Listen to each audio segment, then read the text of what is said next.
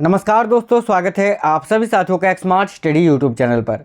साथियों, general science के बहुत ही इंपॉर्टेंट क्वेश्चन आज इस वीडियो में करेंगे। बिल्कुल सारे क्वेश्चन वन लाइनर और बिल्कुल सुपर फास्ट करेंगे।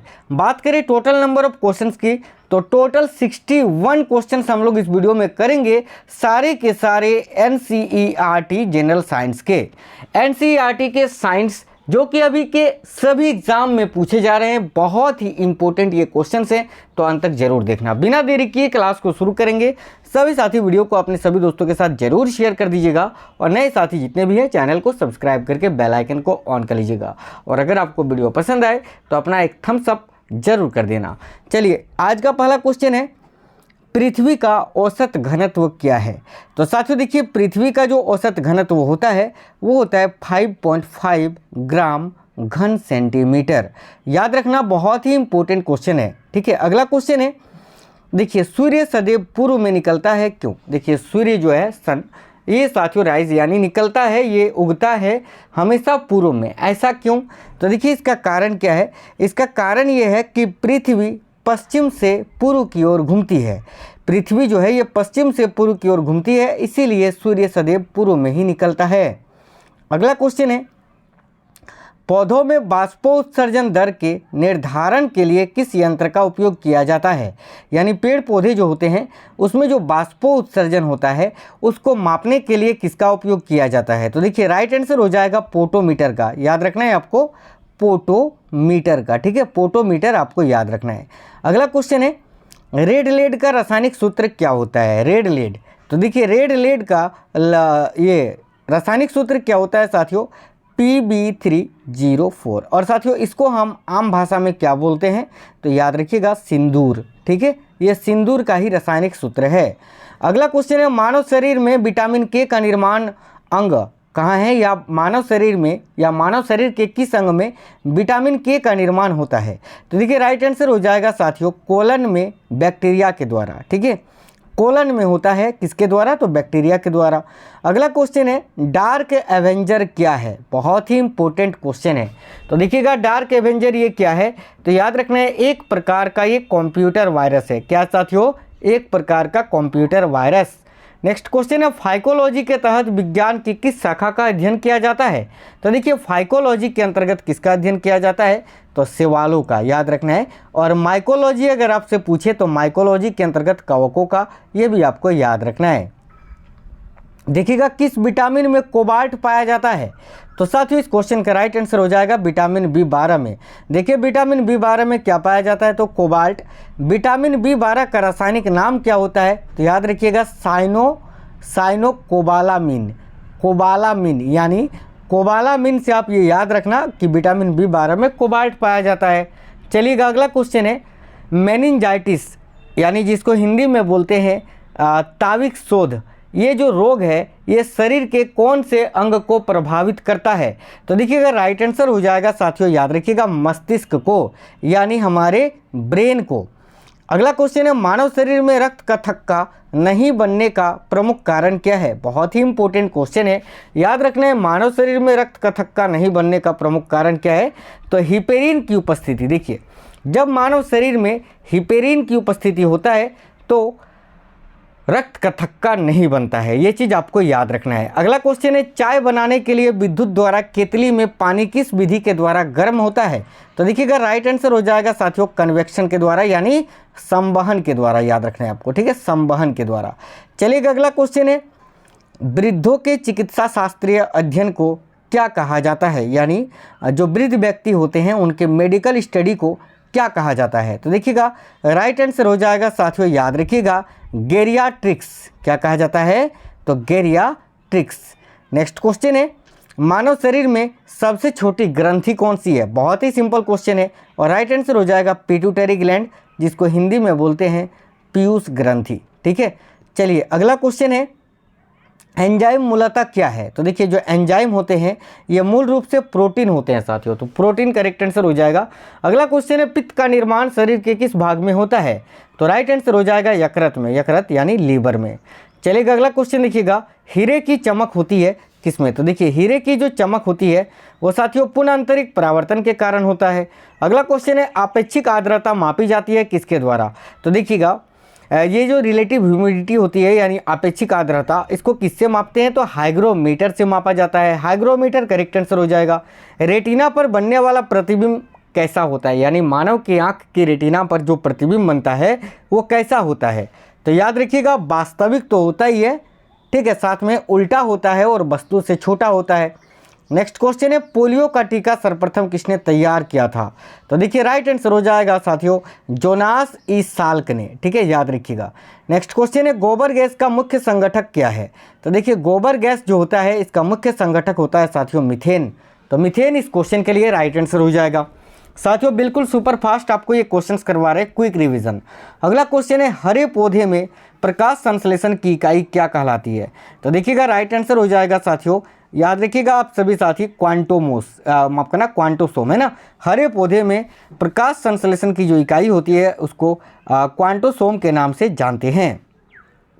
देखिएगा न्यूटन पर किलोग्राम किस भौतिक राशि का मात्रक है? तो देखिए न्यूटन पर केजी जो है ये त्वरण का मात्रक है, ये आपको याद रखना है। अगला क्वेश्चन है गोइटर नामक रोग शरीर में किसकी कमी के कारण होता है? तो गोइटर यानी घिंघा रोग जो कि आयोडीन की कमी से होता है। अगला क्वेश्चन है वायरोलॉजी में किसका अध्ययन किया जाता है? तो साथियों वायरोलॉजी में विषाणु यानी वायरस का अध्ययन किया जाता है। सिंपल सा क्वेश्चन है वायरस की खोज किसने की थी? तो याद रखिएगा रूस के वैज्ञानिक इवानोव्स्की ने। देखिए श्वेत प्रकाश के प्रिज्म द्वारा बने वर्णक्रम में किस रंग का विचलन सबसे अधिक होता है? इंपॉर्टेंट क्वेश्चन है, याद रखिएगा श्वेत प्रकाश के प्रिज्म द्वारा बने वर्णक्रम में किस रंग का विचलन सबसे अधिक होता है? तो याद रखिएगा साथियों बैगनी रंग का। नेक्स्ट क्वेश्चन है केलोमल क्या होता है? तो देखिए केलोमल जो होता है ये साथियों मर्क्यूरस क्लोराइड होता है जिसका रासायनिक सूत्र होता है साथियों Hg2Cl2। याद रखिएगा पारा और क्लोरीन के संयोग से ये केलोमल बनता है और इसका रासायनिक नाम होता है साथियों मर्क्यूरस क्लोराइड। चलिए नेक्स्ट क्वेश्चन देखते हैं सिंदूर का रासायनिक नाम क्या है? तो देखिएगा सिंदूर का रासायनिक नाम होता है साथियों, याद रखिएगा मर्क्यूरिक सल्फाइड, ठीक है। चलिए अगला क्वेश्चन है पेंक्रियाटिस जूस में पाया जाने वाला एंजाइम कौन सा है? याद रखिएगा पेंक्रियाटिक जूस में पाया जाने वाला जो एंजाइम है वो है साथियों ट्रिप्सिन, ठीक है। नेक्स्ट क्वेश्चन है आंतों में प्रोटीनों को अमीनो अम्ल में अपघटित करने में उत्प्रेरक जो होता है वो कौन सा होता है? तो देखिए आंतों में प्रोटीनों को अमीनो अम्ल में अपघटित करने में उत्प्रेरक जो होता है वो होता है साथियों पेप्सिन एंजाइम।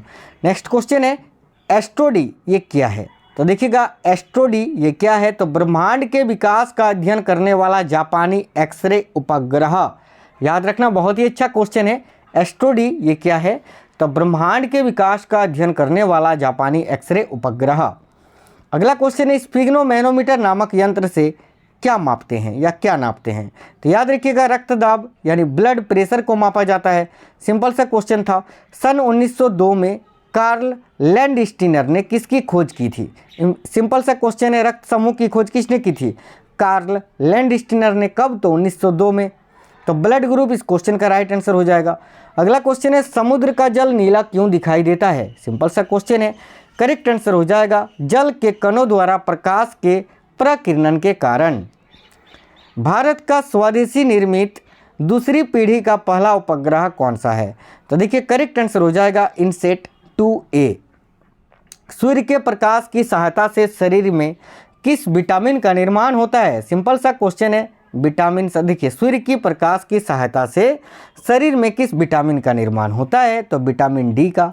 यहाँ विटामिन डी आपका इस क्वेश्चन का राइट आंसर हो जाएगा। अगला क्वेश्चन है हेली पुच्छल तारा प्रति कितने वर्ष बाद दिखाई पड़ता है? तो करेक्ट आंसर हो जाएगा साथियों 76 वर्ष के बाद। देखिए किन तरंगों की सहायता से चमगादड़ें रात में सुरक्षित उड़ती हैं? तो करेक्ट आंसर हो जाएगा पराश्रव तरंगों की सहायता से, जिसको इंग्लिश में बोलते हैं अल्ट्रासोनिक वेव्स। HIV विषाणु से कौन सा रोग होता है? सिंपल सा क्वेश्चन है, राइट आंसर हो जाएगा एड्स, ठीक है। एड्स जो है ये HIV वायरस के कारण होता है। रक्त का थक्का जमाने में कौन सा विटामिन सहायक होता है? याद रखिएगा रक्त का थक्का जमाने में कौन सा विटामिन सहायक होता है? तो साथियों विटामिन के आपका राइट आंसर हो जाएगा। देखिएगा अगला क्वेश्चन है एम्पियर सेकंड ये किसका मात्रक है? तो याद रखिएगा आवेश की मात्रा का। नेक्स्ट क्वेश्चन है लाफिंग गैस किसे कहते हैं? तो देखिए लाफिंग गैस जो होता है वो होता है साथियों नाइट्रस ऑक्साइड। इसका रासायनिक सूत्र होता है N2O। बाह्य चुंबकीय प्रभावों से वैज्ञानिक यंत्रों की रक्षा की जाती है कहाँ पर रखकर? तो देखिए बाहरी चुंबकीय प्रभावों से वैज्ञानिक यंत्रों की रक्षा की जाती है लोह पदार्थ के कवर में रखकर, यानी लोहे से बने कवर में रखकर। अगला क्वेश्चन है परमाणु बिजली घरों में किस प्रकार की न्यूक्लियर अभिक्रिया होती है? सिंपल सा क्वेश्चन है, तो इसका राइट आंसर हो जाएगा न्यूक्लियर संलयन, है ना, न्यूक्लियर फ्यूजन। अगला क्वेश्चन है देखिए किरणों पर किस प्रकार का आवेश होता है? तो साथियों देखिए जो किरण होता है, किरणों पर किसी प्रकार का भी आवेश नहीं होता है, ठीक है। अगला क्वेश्चन है रेडियो कार्बन तिथि निर्धारण विधि का उपयोग होता है किसमें? रेडियो कार्बन तिथि निर्धारण यानी C14 का उपयोग कहाँ पर होता है? तो याद रखिएगा जीवाश्मों की आयु का पता लगाने के लिए। अगला क्वेश्चन है शरीर का सारा रक्त किसके माध्यम से शुद्ध होता है? तो करेक्ट आंसर हो जाएगा साथियों ब्रिक यानी किडनी के माध्यम से। अगला क्वेश्चन है हाइड्रोफाइट किन्हें कहते हैं? तो देखिएगा हाइड्रोफाइट किन्हें कहते हैं? तो जलीय पौधे को, यानी जो जल में उगने वाले पौधे होते हैं उनको हाइड्रोफाइट कहते हैं। नेक्स्ट क्वेश्चन है दो समानांतर दर्पणों के बीच रखी वस्तु के कितने प्रतिबिंब बनते हैं? तो याद रखिएगा दो समानांतर दर्पणों के बीच रखी वस्तु के कितने प्रतिबिंब बनते हैं? तो याद रखिएगा अनंत यानी इन्फिनिटी, यानी जिसको हम गिन नहीं सकते हैं। गैसों के दाब ज्ञात करने वाला यंत्र क्या कहलाता है?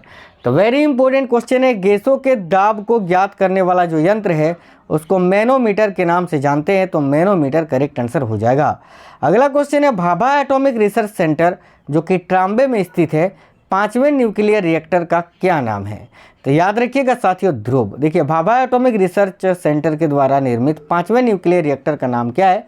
तो याद रखिएगा ध्रुव। चलिएगा अगला क्वेश्चन है अग्नाशयी रस में पाया जाने वाला एंजाइम ट्रिप्सिन प्रोटीन या पेप्टोन को किस में बदलता है? तो याद रखिएगा साथियों देखिएगा छोटे पेप्टाइड्स में, ठीक है। नेक्स्ट क्वेश्चन है मनुष्य में दाद यानी रिंगवर्म रोग के रोग कारक कवक का नाम क्या है? तो मनुष्यों में दाद रोग के रोग कारक कवक का नाम क्या है? तो याद रखिएगा माइक्रोस्पोरम, ठीक है। माइक्रोस्पोरम कवक के कारण मनुष्यों में दाद खुजली होता है। नेक्स्ट क्वेश्चन है स्कर्वी नामक रोग किस विटामिन के अभाव में होता है? याद रखिएगा स्कर्वी नामक रोग जो है ये किस विटामिन के अभाव में? तो विटामिन C के अभाव में होता है। नेक्स्ट क्वेश्चन है सबसे भारी धातु कौन सी है? तो सबसे भारी धातु होता है साथियों ओस्मियम और सबसे हल्की होती है लिथियम। यूरेनियम के नाभिकीय विघटन में अंततः क्या प्राप्त होता है? तो देखिए यूरेनियम के नाभिकीय विघटन में अंततः क्या प्राप्त होता है? तो याद रखिएगा सीसा।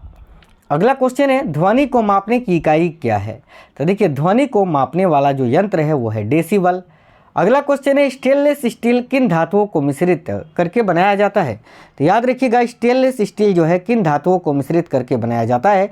तो करेक्ट आंसर हो जाएगा साथियों याद रखिएगा क्रोमियम लोहा और निकेल को, क्रोमियम लोहा और निकेल को। मधुमेह के रोगी के पेशाब में किसकी अधिकता हो जाती है? तो देखिए मधुमेह के जो रोगी होते हैं उनके पेशाब में किसकी अधिकता हो जाती है? तो याद रखिएगा शर्करा की, शुगर की। अगला क्वेश्चन है स्वचालित ब्रेक यानी हाइड्रोलिक ब्रेक्स किस नियम के आधार पर बने हैं?